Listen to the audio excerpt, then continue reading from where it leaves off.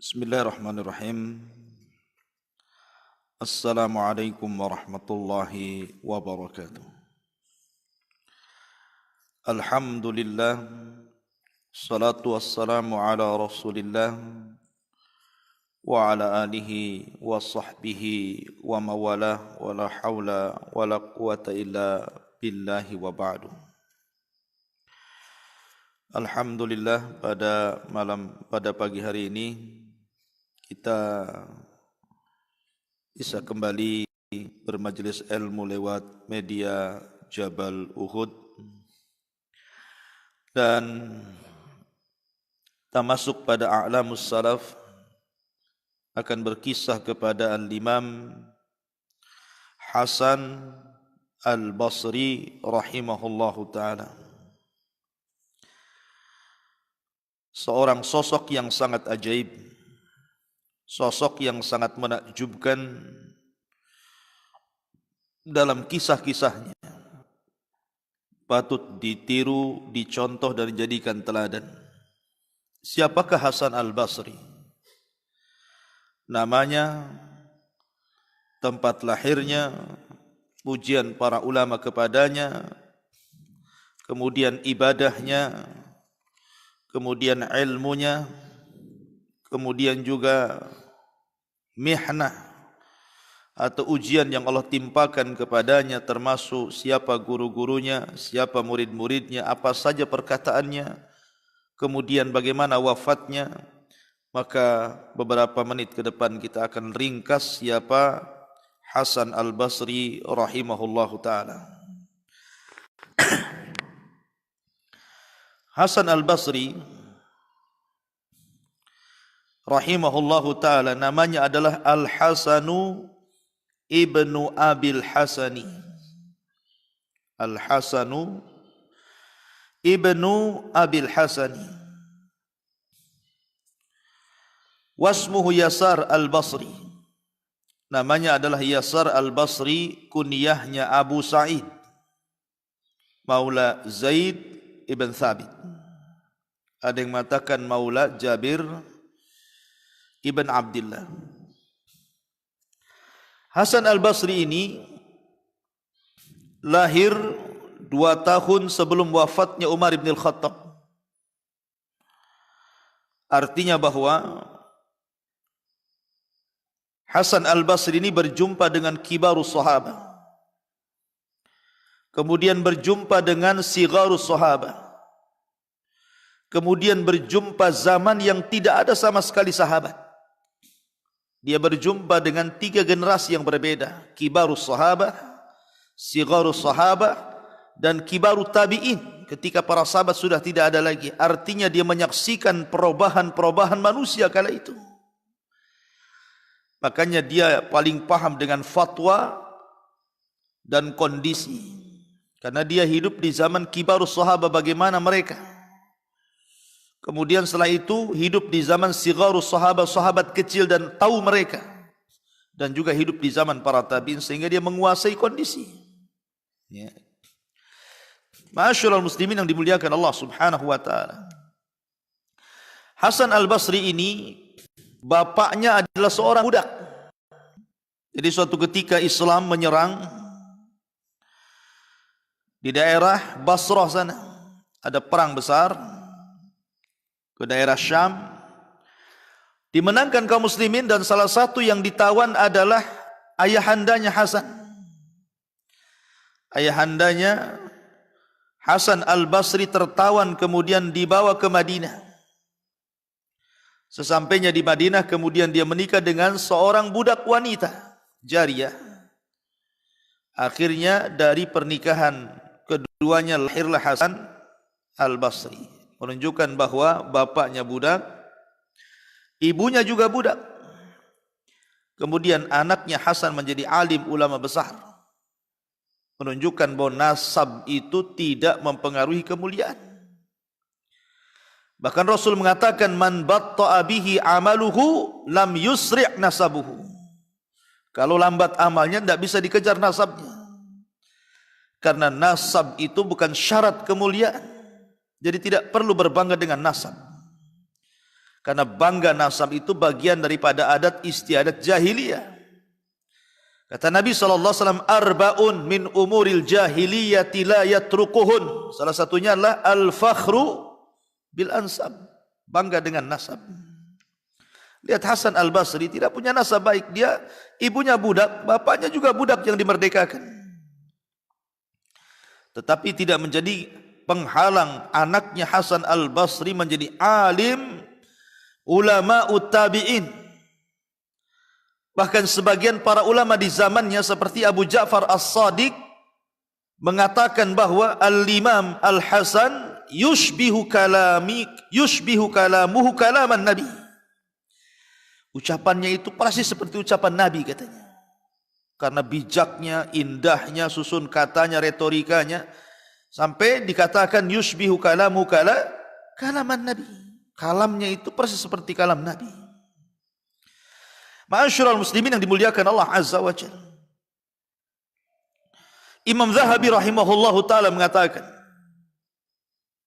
ketika memberikan pujian kepada Al-Imam Hasan al-Basri rahimahullahu ta'ala, bagaimana pujian para ulama yang sangat mengalir yang diarahkan kepada Hasan al-Basri rahimahullahu ta'ala.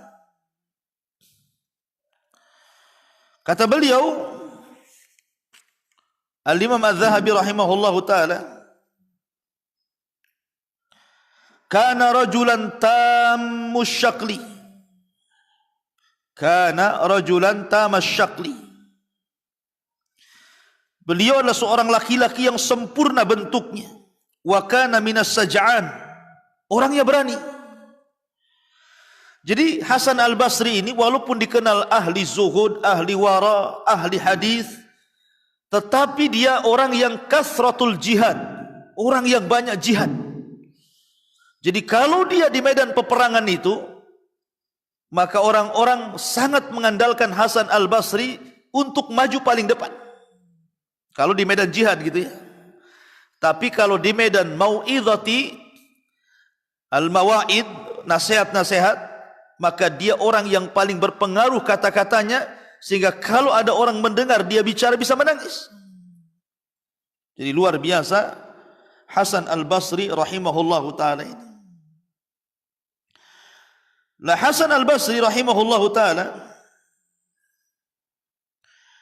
ibunya disebut dengan al-khairiyah. Ibunya disebut al-khairiyah. Dan bapaknya disebut Yasar. Makanya Hasan ibn Abil Hasan ibn Yasar. Ma'asyiral muslimin yang dimuliakan Allah Azza wa Jalla, karena al-khairiyah ini, ibunya Hasan ini kan salah satu budak yang membantu di rumah salah satu istri Nabi, namanya Ummu Salamah. Jadi ibunya Hasan itu dulunya pembantu dari Ummu Salamah. Sehingga ketika kemudian dia hamil dan melahirkan di rumah Ummu Salamah, terkadang Hasan ini menangis sementara ibunya enggak ada, sibuk kerja. Terkadang Ummu Salamah kasihan. Kemudian kasihan akhirnya diambilnya kemudian disusuinya. Menunjukkan apa? Bahwa Hasan al-Basri itu juga adalah anak susuan dari istri Nabi SAW, Ummu Salamah. Luar biasa ya. Makanya dikatakan para ulama, air susunya adalah air susu syarif yang mulia. Kenapa? Karena disusui oleh salah satu istri Nabi SAW, Ummu Salamah. Ma'asyiral muslimin yang dimuliakan Allah Subhanahu wa ta'ala. La Hasan al-Basri rahimahullahu ta'ala, setelah kemudian dia besar dan menjadi ulama, dia pun sebagaimana ulama yang lain rihlah. Rihlah kemana? Rihlah ke Basrah. Kemudian dia belajar kepada para ulama Basrah, kepada para sahabat yang ada di Basrah, kepada para kibarut tabi'in yang ada di Basrah. Akhirnya belakangan kemudian dia pun berjihad, melakukan futuhat dengan kaum muslimin yang lainnya. Akhirnya kemudian diangkat menjadi qadi di Basrah. Menjadi qadi di Basrah ketika sampai di kota Basrah ini. Ma'asyiral muslimin yang dimuliakan Allah Subhanahu wa taala. Ketika dia hidup di zaman Abdul Malik ibn Marwan, kita tahu bahwa salah satu gubernur Irak yang dipilih oleh Abdul Malik ibn Marwan adalah orang yang paling jahat, orang yang paling zalim, namanya Hajjaj ibn Yusuf. Hajjaj ibn Yusuf, ikhwan, ribuan jiwa sudah dipenggal dia. Memang zalim luar biasa. Dia suka menumpahkan darah Hajjaj ibn Yusuf itu. Karena bukan hanya tabi'in, seorang sahabat dibunuh dia. Ingat kisah kekejaman Hajjaj ibn Yusuf ini luar biasa. Sehingga orang-orang memandang, sebagian orang memandang sinis kepada Hajjaj ibn Yusuf ini. Ketika ada seorang laki-laki bertanya kepada Hasan al-Basri tentang mauqif dia tentang Hajjaj ibn Yusuf. Wahai Hasan, wahai Imam, bagaimana pendapatmu tentang Hajjaj ibn Yusuf itu? Kemudian Hasan al-Basri mengatakan, lalu bagaimana pendapatmu dibalik kata-katanya? Kemudian orang ini mengatakan, uqsimu billah innahu min ahli nar. Aku bersumpah kepada Allah, Hajjaj itu termasuk penduduk neraka, katanya.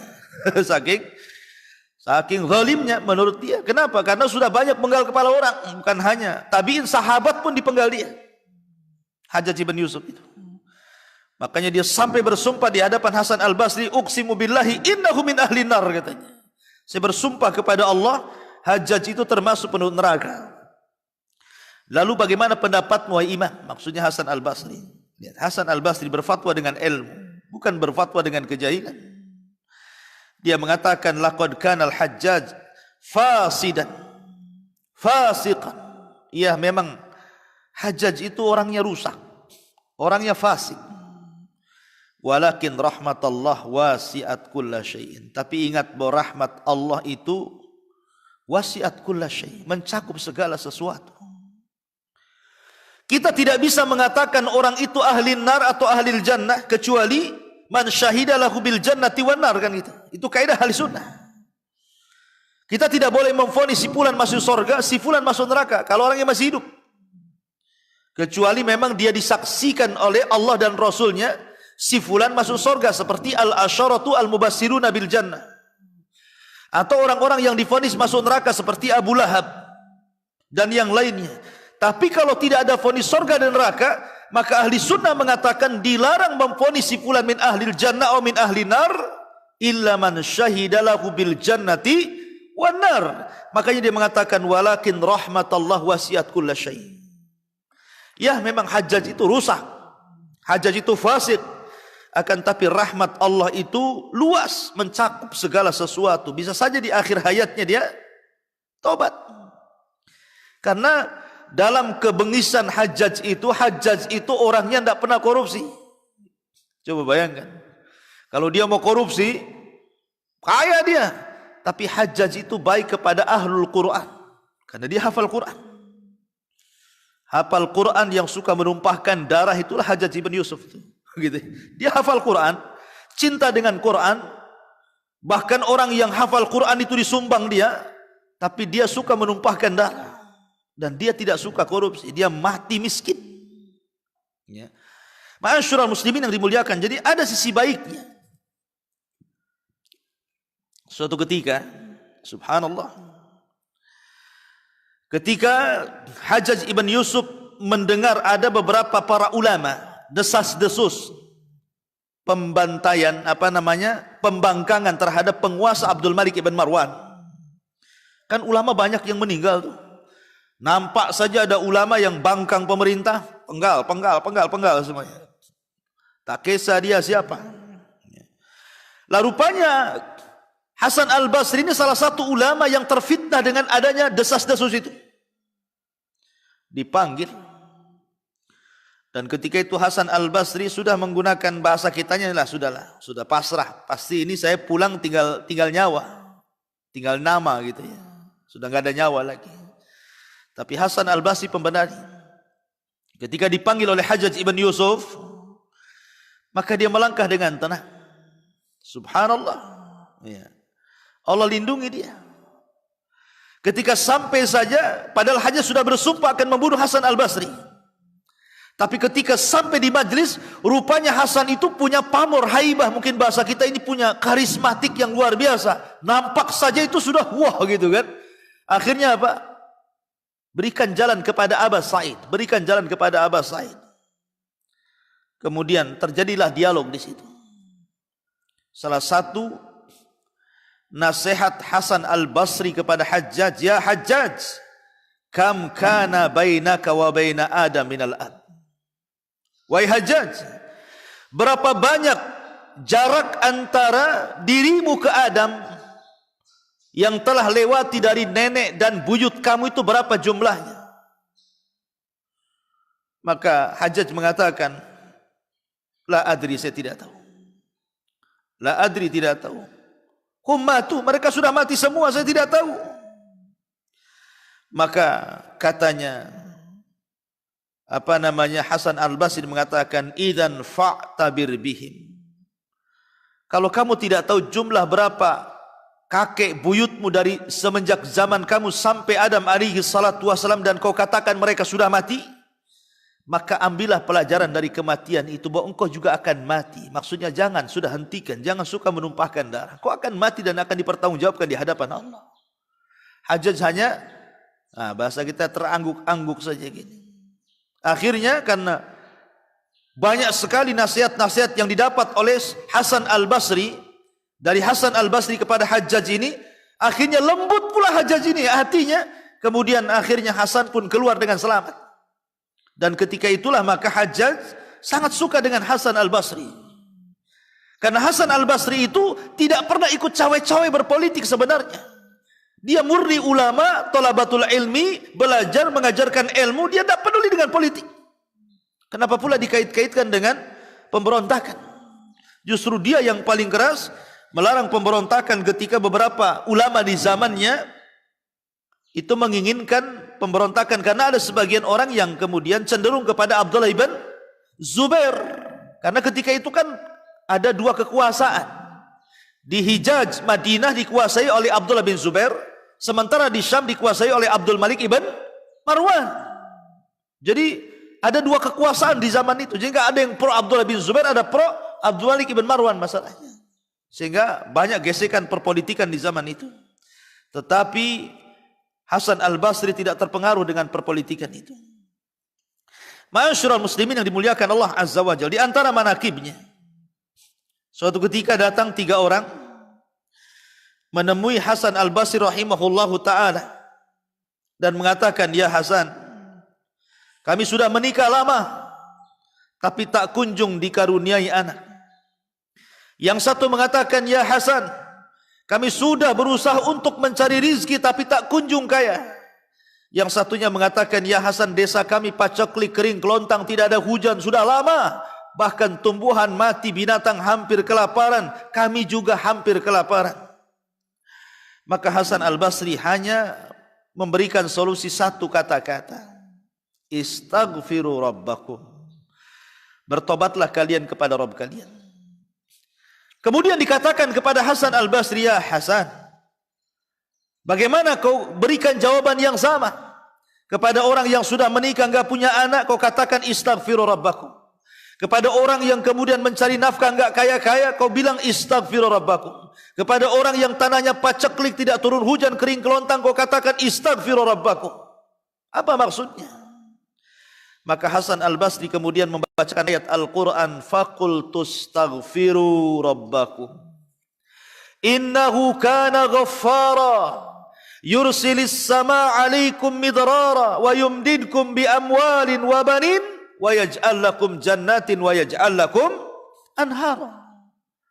Kata Hasan al-Basri, tidakkah kau baca ayat ini?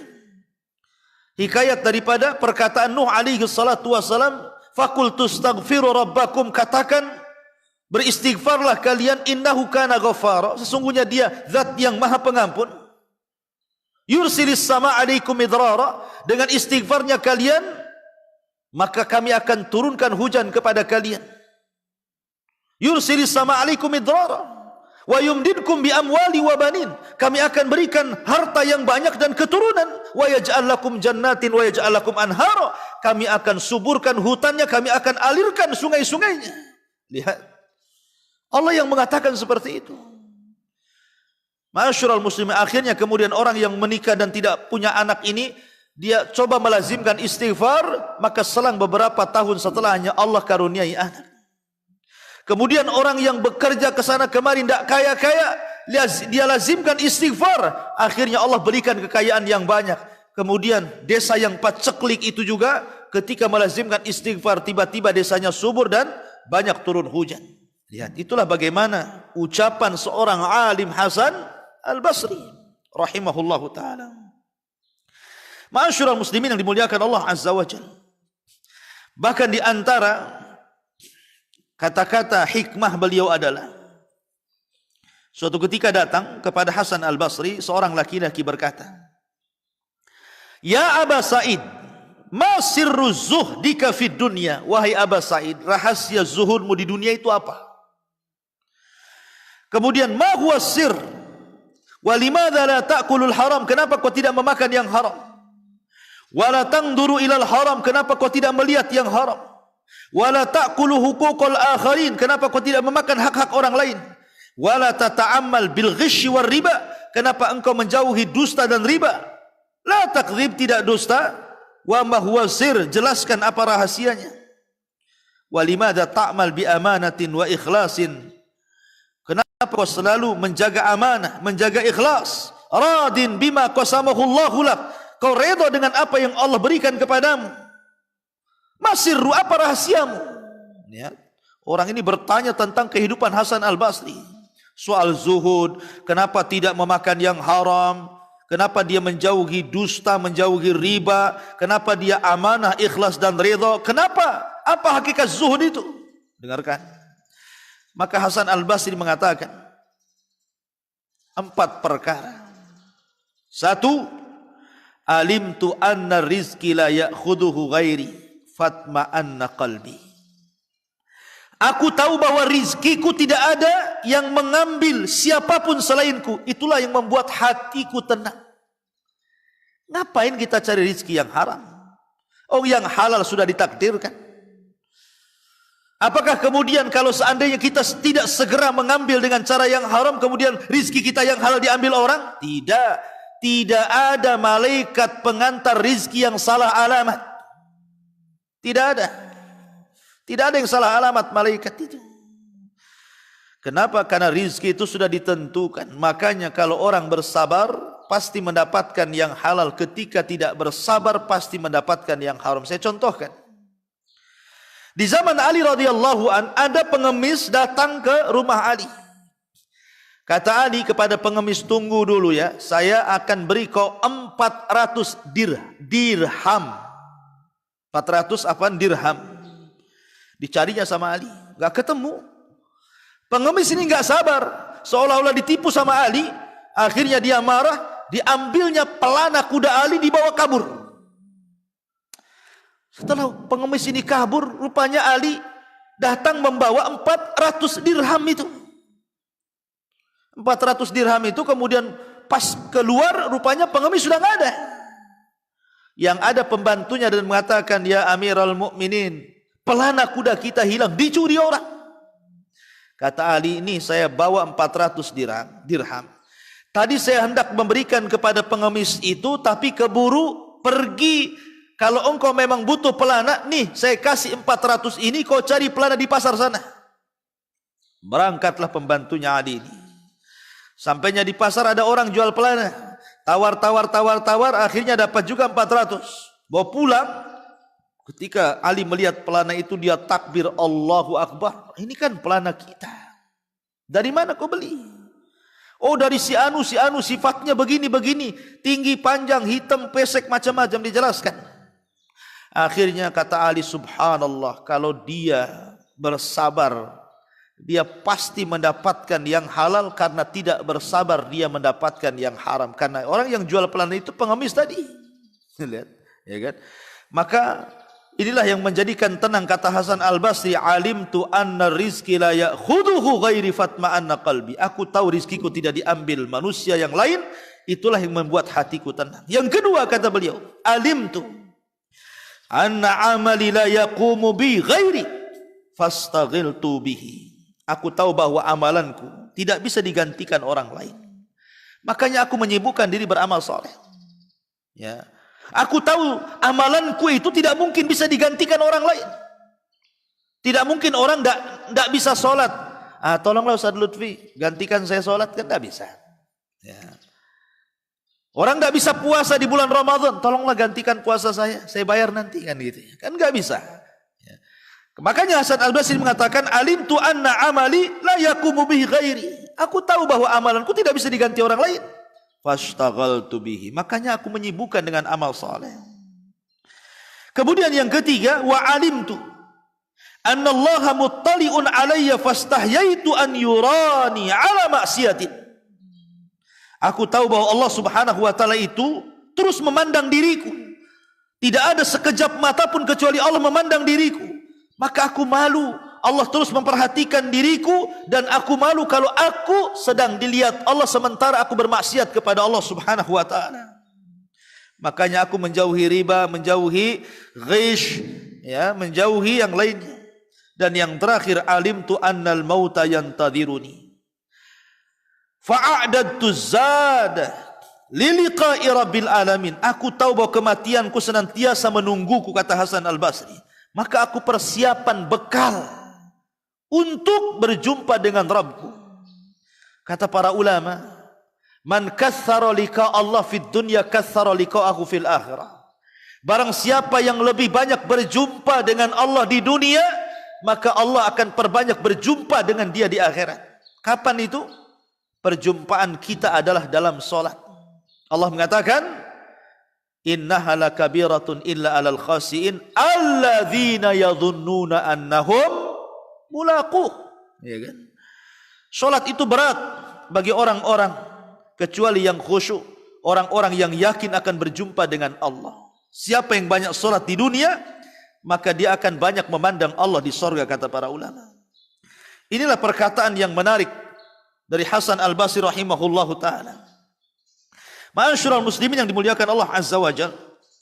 Kemudian ibadahnya, Ibrahim ibn Isa mengatakan, ma ra'aitu ahadan atwalah hazanan minal Hasan. Aku tidak pernah melihat orang yang paling banyak sedihnya ketika ibadah dibandingkan Hasan.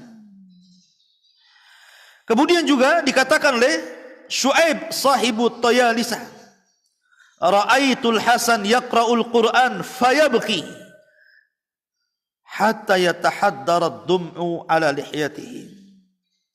Aku melihat Hasan Al-Basri membaca Al-Quran dan menangis, dan aku melihat tangisannya selalu meleleh di janggutnya. Dan Yunus pun mengatakan, kanal Hasanu rajulan mahzunan. Dia adalah orang yang selalu sedih, selalu sedih.